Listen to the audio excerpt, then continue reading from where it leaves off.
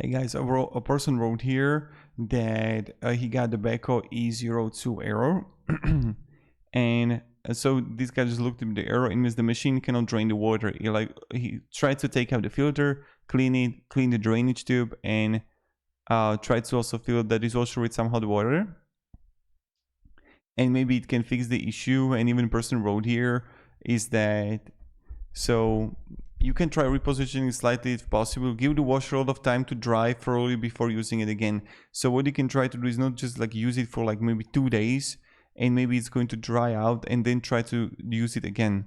And maybe it's going to help you. But of course, is like clean the filter, clean the drainage tube and fill the dishwasher with some hot water. First try it out. Maybe it's going to check the hoses, everything's all right. And if that is not going to even work out, what you can try to is completely unplug it for like a day, 2, and then plug it back in, and maybe it's going to help. I'm just looking for the solutions for you how you can possibly fix it. So have a great day and goodbye.